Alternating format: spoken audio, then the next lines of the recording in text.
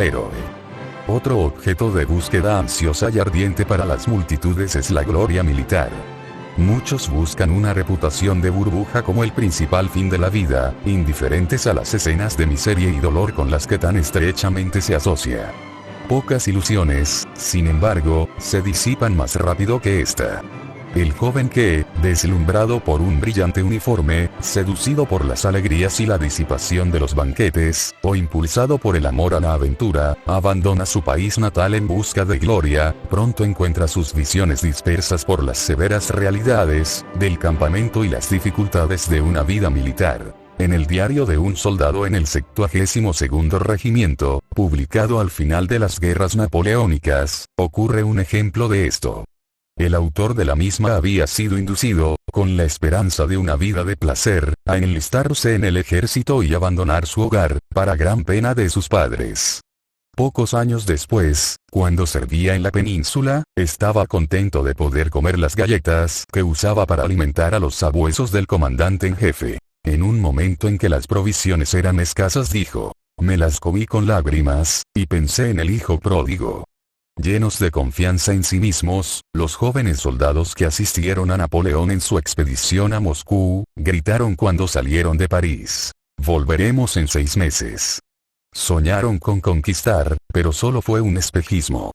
Durante meses, el poderoso ejército de Napoleón, excepto por un pequeño remanente, fue enterrado en las nieves de Rusia. En la vida de Lord Nelson, es sorprendente observar que, en el momento cuando las potencias de Europa se derramaban sobre este héroe, con espadas de diamantes, cajas de rapé de oro y cruces de honor, él no pudo disfrutar de su grandeza, ya que durante meses se vio privado del sueño por la lesión de un nervio en uno de sus brazos amputado. Lally, un gran general francés en el siglo pasado, fue recompensado por su país malagradecido con una muerte humillante por sus fracasos en la India.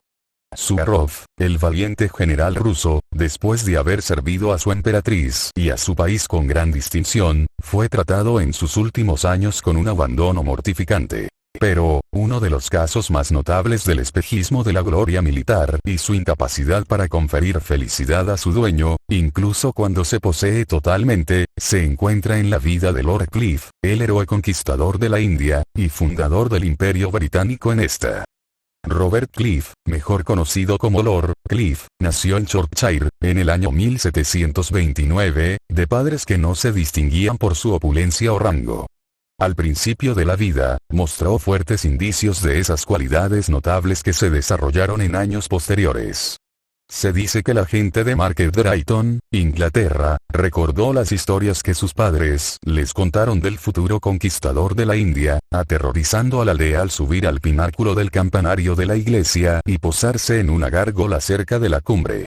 Clive, según la tradición, organizó una pequeña pandilla compuesta por sus compañeros de escuela y, en el verdadero espíritu de un comandante militar, recaudó un tributo de medio penique de los comerciantes extorsionados como una especie de impuesto para proteger sus ventanas de ser destruidas.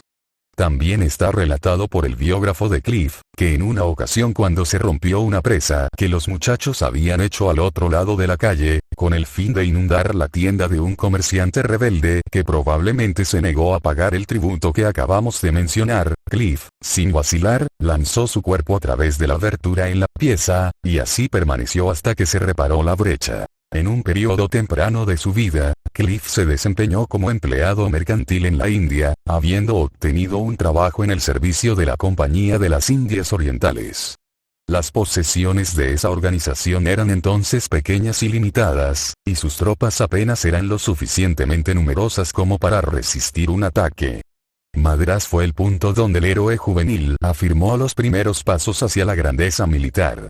A su llegada, pronto dio señales de un espíritu decidido e insensibilidad al miedo. Castigó a un hombre que había sido el matón del regimiento y ganó reputación por su energía y decisión de carácter. A pesar de todo, entre las diversas virtudes que le acompañaron para triunfar en la India, una fue olvidada: el temor de Dios.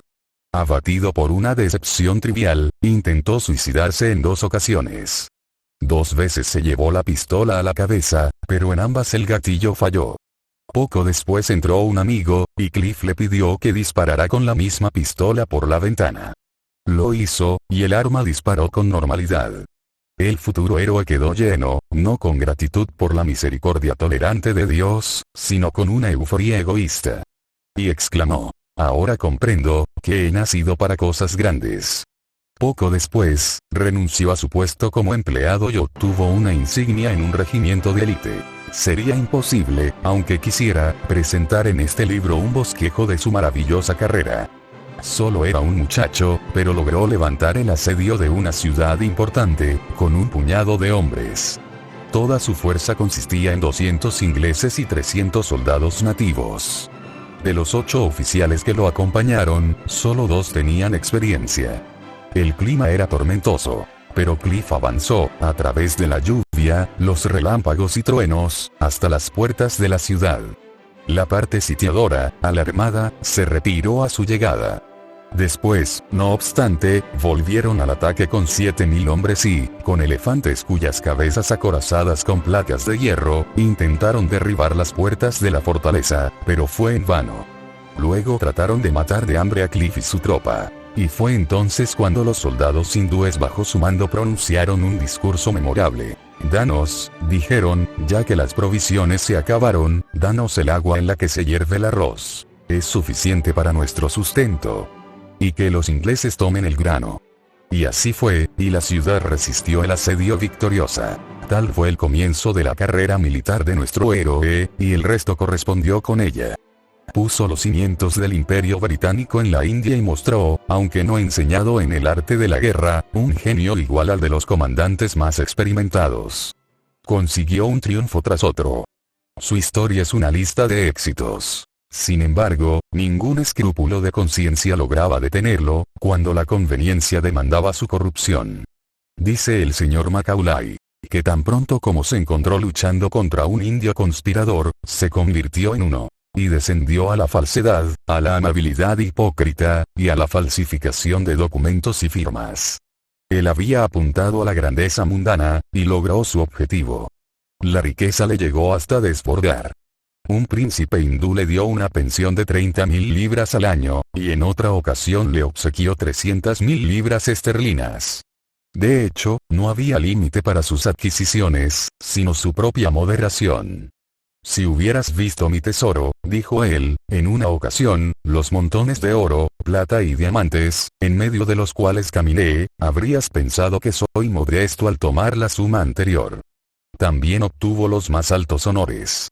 Cuando era un joven de 27 años, recibió de la Compañía de las Indias Orientales una espada con empuñadura de diamante, y fue nombrado 3 veces por ella para los más altos cargos a su disposición.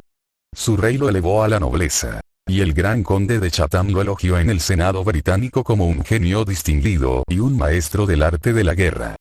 Todo el reino, escribió su padre, se transporta a la gloria y el éxito que has ganado. Vente y regocijémonos juntos. Cargado de condecoraciones, de una riqueza que va a gastar con generosidad, y lleno de gloria, Cliff regresó a Inglaterra en la flor de la vida, con la intención de dedicarse al disfrute de su inmensa fortuna. Aquí, entonces, podríamos pensar, al menos, fue alguien cuyas adquisiciones eran sustanciales. Y que encontró una felicidad permanente y sólida. ¡Ay! Fue solo el espejismo. Los años de disfrute que había esperado estaban llenos de melancolía e insatisfacción. Algunas reformas importantes que introdujo para el gobierno de la India provocaron oposición y levantaron enemigos acérrimos. Un juicio político contra él, contemplado en la Cámara de los Comunes, amenazó con despojarlo de toda su riqueza. Se aplazó con cierta dificultad, pero el espíritu de Cliff nunca se recuperó del golpe. Habiendo buscado la prosperidad sin el favor de Dios, su mente, en retrospectiva de su vida, no encontró ningún punto de satisfacción en el que pudiera reposar. Casado con la gloria y sumiéndose en sus vastos logros, su orgullo fue herido y sus sentimientos lacerados por el trato desagradecido que recibió. Su enfermedad y su afición al opio también comenzaron a afligirlo y deprimirle. Él, que había conquistado tantas provincias, aparentemente no pudo dominar su propio espíritu. Y pobre en medio de la riqueza abundante, miserable en medio de una tonelada de honores, el conquistador afortunado dio término a su vida con sus propias manos. Tal fue el final de una carrera militar brillante, que no se reguló por los mandamientos de Dios. Había perseguido la gloria como su fin en la vida, y la encontró engañosa como un espejismo.